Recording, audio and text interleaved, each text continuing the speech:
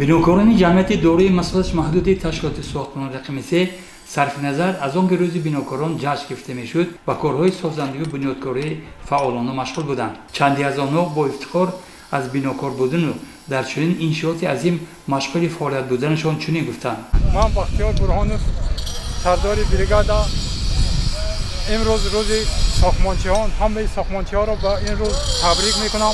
سلامت باشند، سربلند باشند. خدا خواهد این انشاءات کوشش میکنیم که وقتش بسپاریم. ما سلطان حافظ همچنین ساختمانچی در اینجا کار فعالیت داریم. ما 20 نفر گروه کارگر در همینجا ساختمان یعنی در صحن بنای حکومت کار فعالیت داریم. میخواهیم همینجا همیشه زیبا گلگل شکوفان باشد. همکسبان عزیزم رو به روز بیناکاران تبریک میکنم و تشکر از آنها منتداری میکنم که در اینجا همچون ساختمانچی با آبادکاری سهم خود را گذاشته بار دیگر ایرتان بارد. در میدان ساختمان با مهندسی تشکیلات موجود بابای ونیز هم صحبت بدیم و پیشی بیناکار را در همه دور زمان کسب افزایش‌یافته در جامعه دانست. در تمام دور زمان ها کسب ساختمانچی یک موضوع افتخار بود و شکر که در این سالها هم این موقع خود را ساختمانچی گم نکرده است. تمام آبادی دولت، آبادی زندگی مردم از پس ساختمانچی است و امروز ها که ما ایده ساختمانچیان را جشن میگیریم، من از صمیم قلب تمام ساختمانچیان وادی زرافشان را با این روز پرشرف ساختمانچیان تبریک میگویم و آنها پیش از همه صحت، سلامتی، تن صحت و بگذار مهنت آنها همیشه پاداشش راحت باشد و همیشه خاندانشان تنج باشد، دسترخوانشان آباد باشد.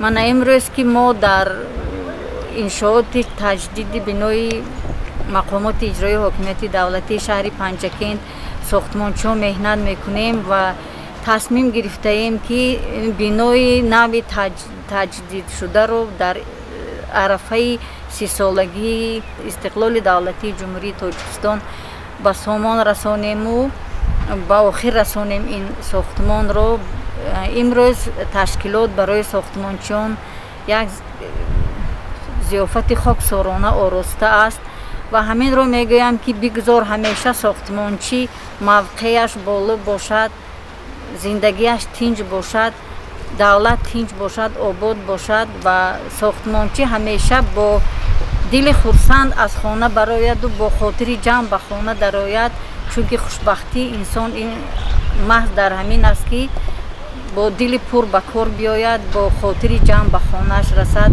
همه ساختمانچیان رو عیدتان مبارک میگویم. دستتان هیچگاه درد را نبیند، همیشه تن صحت و خانه آباد و سربلند باشید.